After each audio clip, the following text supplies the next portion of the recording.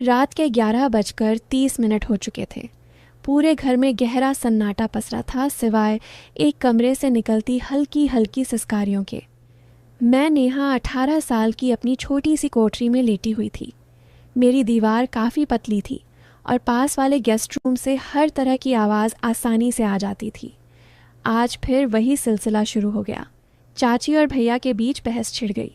शुरू में तो बस धीमी फुसफुसाहट थी, फिर आवाज़ें तेज़ होने लगीं। बस करो राहुल, आज छोड़ दो। चाची की आवाज़ थकी और उदास लग रही थी। तुम हर बार यही करते हो, कब मानोगे? भैया की आवाज़ में झुंझलाहट और चाहत दोनों घुली हुई थी। मैं चुपचाप बिस्तर से उठ खड़ी हुई। मेरे कमरे में एक पुरानी वाली खिड़की थी जिसकी जाली ढीली पड़ गई थी और हवा के साथ पड़ोस के कमरे की हर बात साफ सुनाई देती थी। मैंने कान जाली से सटा दिए। अंदर का मंजर देखते ही मेरी सांसें थम सी गईं। भैया चाची को बिस्तर पर धीरे से लिटा रहे थे। चाची विरोध का नाटक कर रही थी, लेकिन वो विरोध बस दिखावा भर था। भैया ने अलमारी से कुछ पुरानी तस्वीरें निकालीं और चाची को दिखाईं। चाची ने एक नज़र देखी, उनका चेहरा शर्म से भर गया। फिर उन्होंने आंखें नीची कर लीं। अगले ही पल उन्होंने हाथ बढ़ाकर भैया को अपनी तरफ खींच लिया। मैं वहाँ से हिल नहीं पाई। मेरी सांसें तेज़ चलने लगीं। दिल इतनी ज़ोर से धड़क रहा था कि लगा कोई सुन लेगा।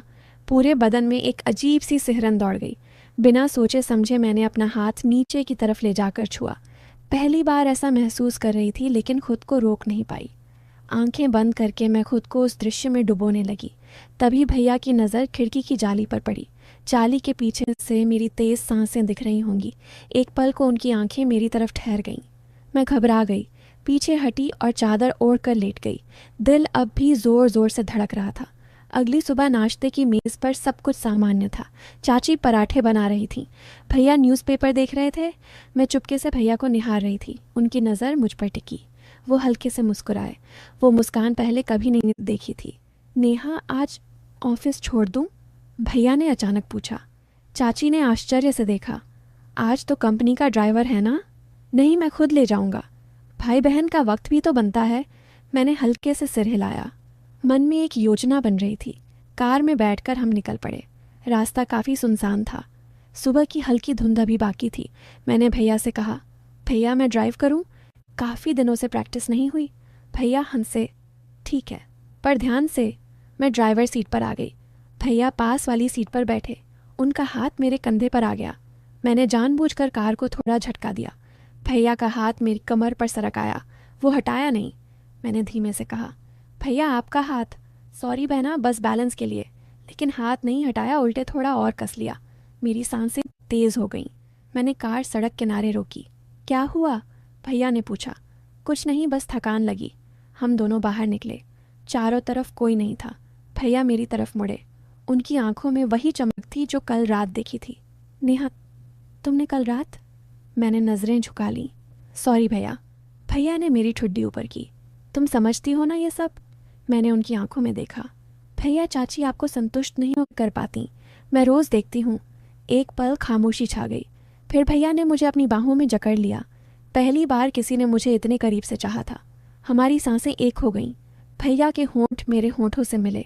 मैंने कोई विरोध नहीं किया, बस आंखें मूंद लीं। हम वहीं पास के पेड़ की छांव में बैठ गए। भैया ने धीरे धीरे मेरे कपड़े सरकाए। मैं थर थर काँप रही थी, लेकिन रुक नहीं पाई। भैया ने मुझे वो सब सिखाया जो मैंने कभी सोचा भी नहीं था। दर्द हुआ, लेकिन उस दर्द में एक अजीब सा आनंद भी था। मैंने भैया का नाम लिया। वो और जोश में आ गए। लगभग 1.5 घंटे बाद हम दोनों थक कर लेट गए। भैया ने मेरे माथे पर प्यार से चुम्बन किया।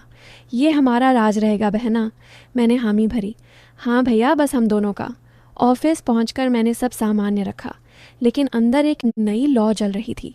शाम को घर लौटते हुए भैया ने कहा, आज रात चाची मामा के यहाँ गई हैं। दादी दादा सो जाएंगे। तेरे कमरे में आऊँ? मैंने मुस्कुराते हुए कहा, इंतज़ार करूँगी। रात हुई, घर में अंधेरा छा गया। दादी दादा सो चुके थे। मैंने दरवाज़ा थोड़ा खुला छोड़ दिया। भैया चुपके से आए। हम बिस्तर पर एक दूसरे में खो गए। इस बार कोई संकोच नहीं था। भैया ने मुझे पूरी तरह से अपना बना लिया। मैंने भी उन्हें पूरा साथ दिया। हर स्पर्श में नई दुनिया खुल रही थी। सुबह होने से पहले भैया चले गए। मैं बिस्तर पर लेटी सोच रही थी, ये गलत है या सही?